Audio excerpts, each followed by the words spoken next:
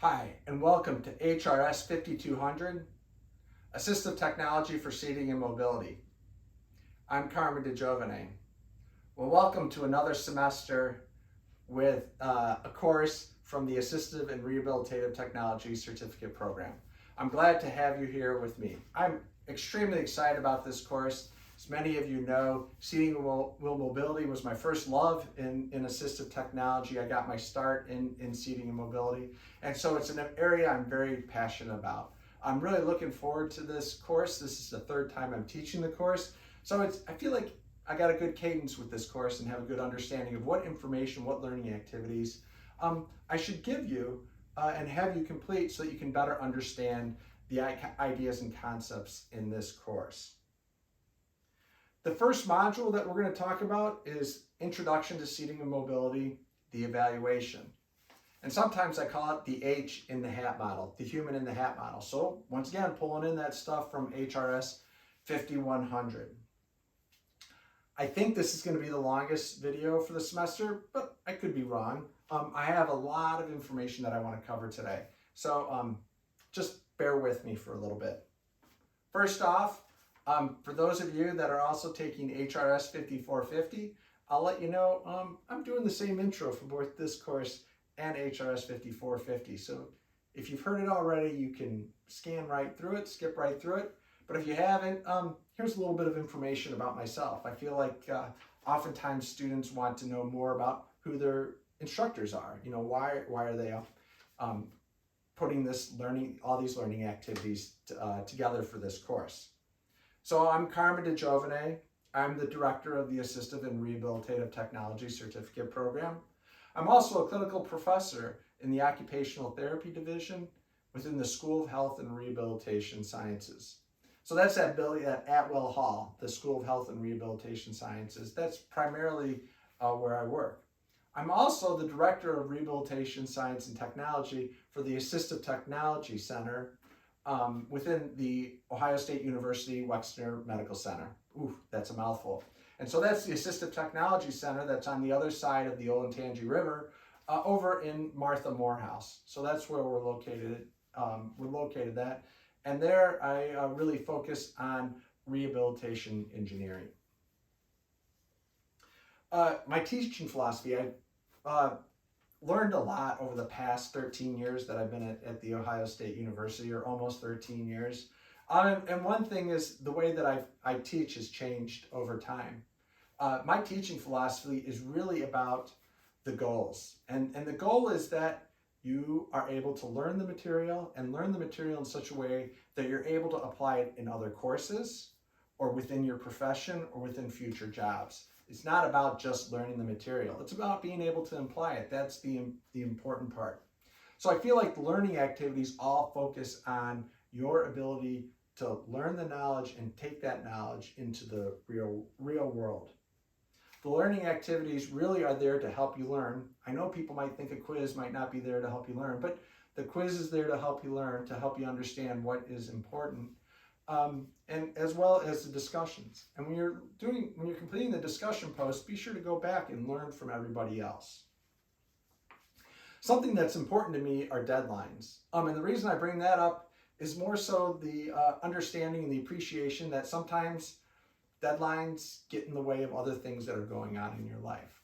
So if you need to move a deadline for any of the assignments, please just reach out to me and let me know. I'm happy to move a deadline around to accommodate your schedule, as long as you don't take advantage of it. But please reach out to me ideally before a deadline or before an assignment is due, but even after an assignment. Just keep me up to date on what's going on in your life. So in terms of the video introduction, I like to model a little bit of what I did in HRS 5400, which was Computers, Communications, and Controls for Individuals with Disabilities, and just go through a video introduction so you can learn a little bit more about me personally. So why did I create this course? Well, as I mentioned earlier, I'm fascinated with seating and mobility.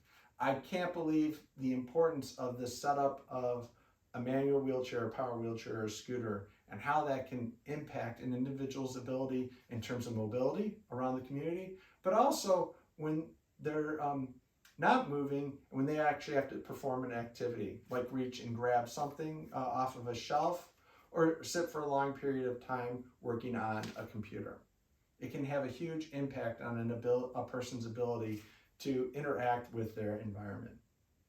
What is my favorite technology in seating wheel mobility? Well, my favorite technology is the ultralight wheelchair. The ultralight wheelchair is fascinating because there's so many configurations. And it's also lightweight, which is cool, but it's all those configurations and dialing that into the specific needs of the individual. And that's why it's my favorite. And so my favorite wheelchair is the Quickie TNT. It was also known as the No Limits Slammer.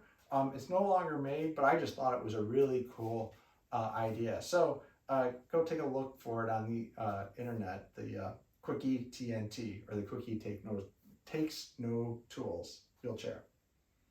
My favorite emerging technology in seating mobility are autonomous wheelchairs. I'm interested to see where those go. Braze is one company, Luci is another company. And then wheel mobility out of Europe. It seems like there's a lot of cool stuff coming out of Europe. They seem to be a little bit ahead of us in terms of emerging technologies in this area. Some interesting facts about myself. Well, of course, you all know that I love Chicago-style pizza. So I recommend any restaurants that focus on Chicago-style pizza. Better yet, go to Chicago and go to, I don't know, Uno's or Due's or Gino's East. Any one of those would be a great place to go to. Here in Columbus, I heard of a new place. I think it's called Mama Nancy's on Broad Street, I believe. And I plan on checking that out as soon as possible. I love listening to podcasts, learn a lot from them. I love identifying an issue and having a conversation about it. I think it's so important to have a conversation and take a look at the issue from different viewpoints to come up with the best solution. And then hacking. I think hacking away at technology is so cool. I know that hacking often has a bad connotation towards it, but hacking is also a good thing. Tinkering is a good thing, and it's the way that we learn how to use technology in different ways, and really how do we expand the way technology can support individuals. So nuts and bolts about the course. You want to get a hold of me, best way to get a hold of me, or no, the fastest way to get a hold of me, if you need to get a hold of me really quick, is to reach out to me through Teams, through Microsoft Teams. My handle, I'm not sure if that's what they call it, my address is DIGI01. So the first four letters of my last name and 01 at osumc.edu. I typically will get back to you within 24 hours if you reach out to me through Microsoft Teams. The best way to get a hold of me is through Carmen Canvas. I'm always on Carmen Canvas on most business days and even a little bit on the weekend. And I'll get back to you within 24 hours if it's on a business day. The slowest way to get a hold of me is email. I typically get back to people in 3 to 7 days on email. If you're going to use email, put HRS 5200 in the subject line. Discussion boards is another great way to reach out to me, and it's another great way to get your questions answered because other people will be looking at those discussion boards.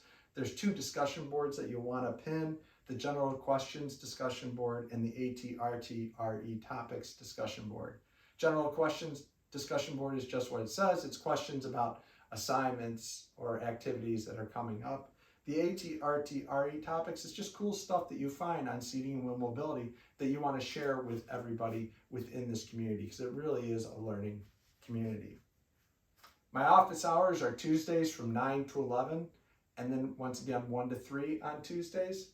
I'm teaching 2 courses this semester, so I'll have all my office hours on Tuesdays. Since I'll be using Zoom, you still need to reach out to me and schedule a meeting, and then we'll create a Zoom link for that meeting. Also, if you can't meet with me on Tuesdays, I'm happy to meet with you at another time during the week.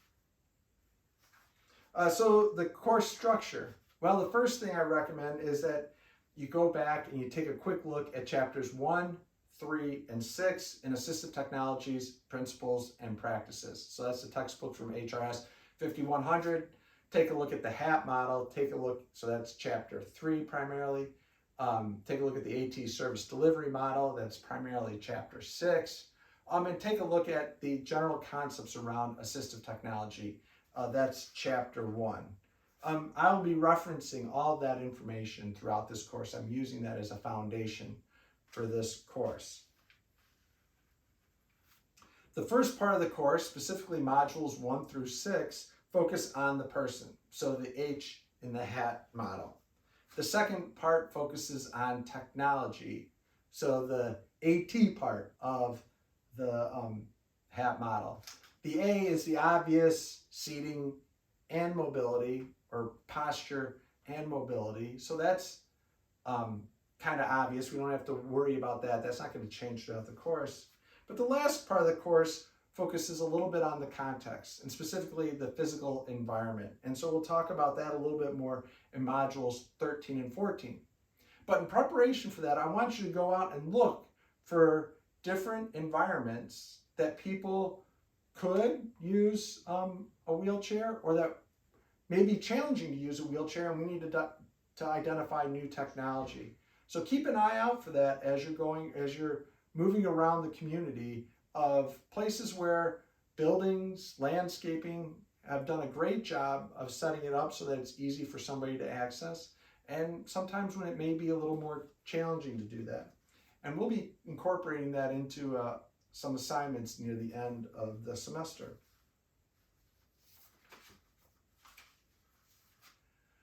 One of the problems with this course is, though we start with a focus on the human in the HAAT model, we do have to bring in the technology from the very beginning. It just doesn't make sense to not bring the technology in.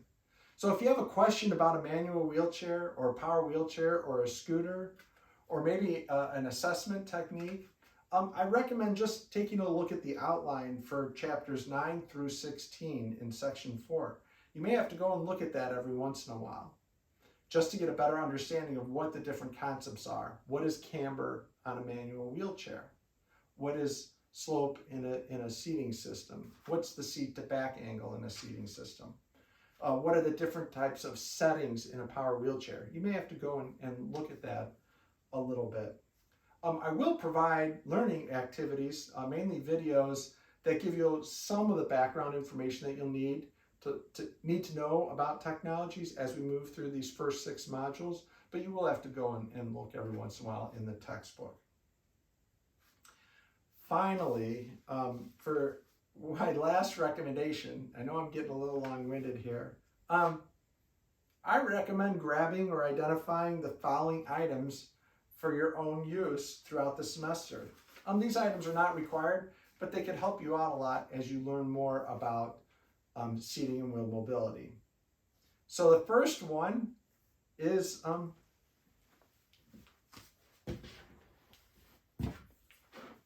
some duct tape. Duct tape's very useful. And some old towels. I've got an old towel that I've wrapped up here. Also pool noodles will work, the same kind of concept. And then a towel that I've just folded up a couple times. And the reason these towels are important is, if I get my handy dandy chair here, I'm going to check to make sure that the chair is actually in the video. That would be important.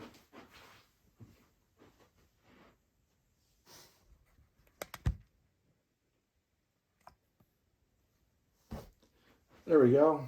That's better. So we got this chair here, and you can use this pool noodle as a postural support. So if I need to get a little bit more dump in the chair, I can just put this under there, and look at that. All of a sudden I got a little dump in the chair. Now, of course, this chair is a little too short for me. I'd want a longer chair, maybe, but I can move it in and out and see how does the impact of creating, later on we'll talk about different seating systems, but putting a little bit of support under the thighs, how does that support the body, and what does that do to the angles of the body? So this is something that could be very important. And another thing is, if you want to emulate what is it like to have a pelvic obliquity. So let's say I have a fixed pelvic obliquity that's higher on the right, I can use a towel to support that pelvic obliquity. And so I'm supporting that fixed pelvic obliquity. And so you can see, what is it like? What does it feel like to have a pelvic obliquity? Or you can have a friend mimic what is it like to have a pelvic obliquity, or take a picture, look in a mirror. There's a lot of different ways to do that. So towels and tape can be very important. Let's see what else we got. Okay, now we got some of the good stuff over here. So once again, I'm going to check the video.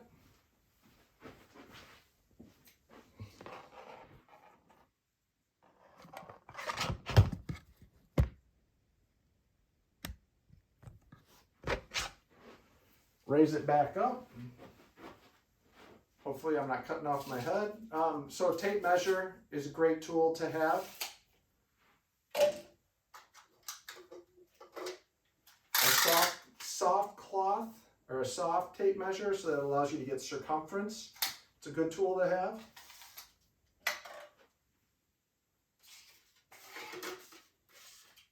Goniometers, different goniometers, different sizes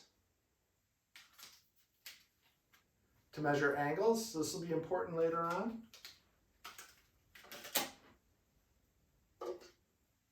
Stopwatch may be important later on if you want to time yourself in terms of moving across the space, whether that moving is walking or using a wheelchair. An inexpensive inclinometer. It's a fancy name for an angle or pitch finder. So you can oftentimes find these in hardware stores, and this will give you the angle, and this will be important a little bit later on. We're looking at the angles on manual wheelchairs. A yardstick.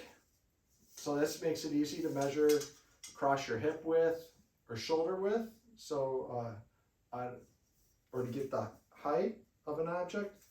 So a yardstick is a good tool to grab a hold of if you have it. And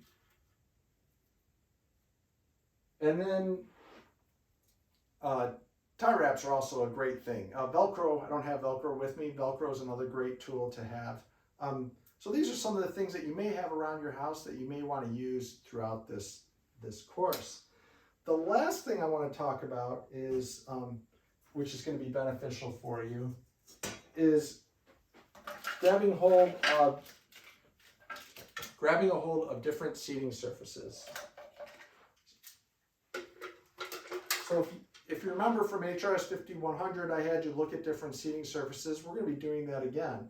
So you want to find a surface that's a hard surface, like this kitchen chair.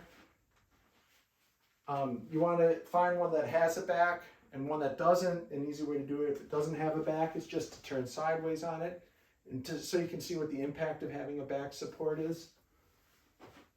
At times, you may want, this is a little bit too big of a pillow, maybe you want a smaller pillow and put a pillow on a seating surface so you can see what impact that pillow has on your overall comfort and your overall stability.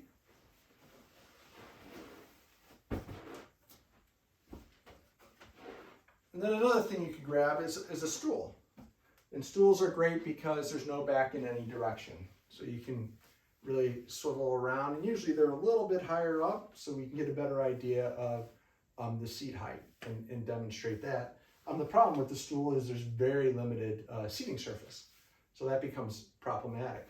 So sometimes you may want to identify it and bring it here because it'd be a little hard, but a couch is better because usually that has a long seat depth, and you can get a sense of what happens when you have more support underneath your thighs on a couch. Or a car seat, if it's got adjustable features in the car seat, you can see what changing the seat to back angle does. Oftentimes car seats have that. Or changing the dump in a wheelchair, the seat angle, in a car. Oftentimes they have that.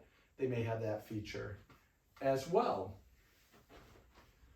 So once again, none of these are required. You just may find them as helping, as great learning tools to have when you're going through this course. Okay, I told you this was long.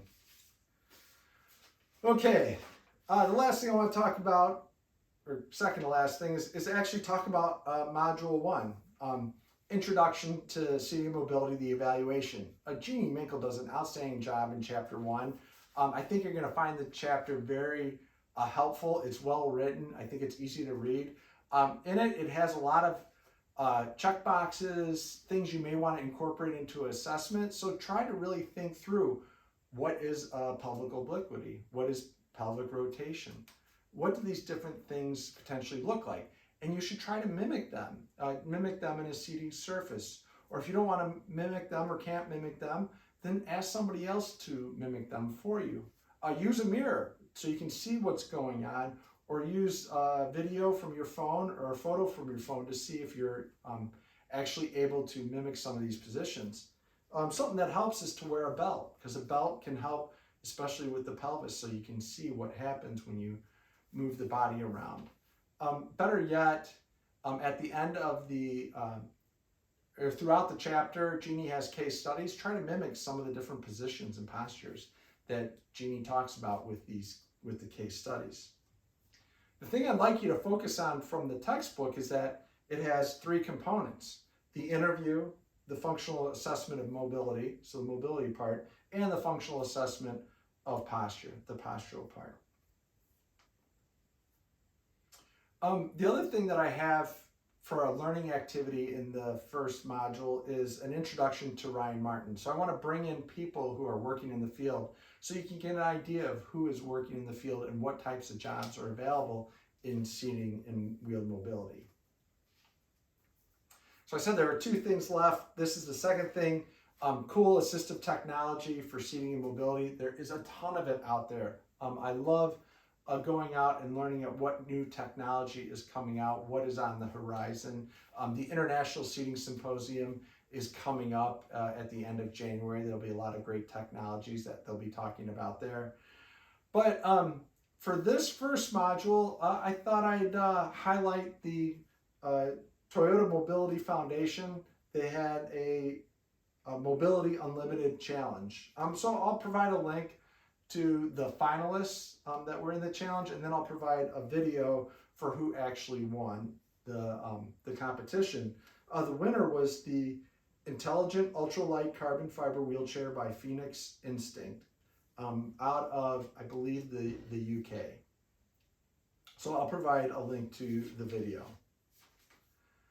Okay, in closing, I had a lot to talk about today. I talked about, the course and what it was all about, some of the nuts and bolts of it, and then the focus on what can help you to take advantage of the learning activities, so you'll be able to take this and take the information and apply it in real world setting. And then finally, talked a little bit about the module. I really like the online environment. I find that it's a great way to learn, having a little bit of guidance and a little bit of self-paced components to it.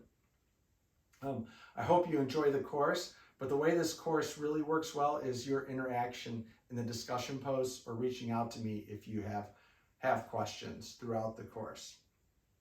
Have a great week, and remember to keep an eye out for cool seating and mobility technology posted on the RET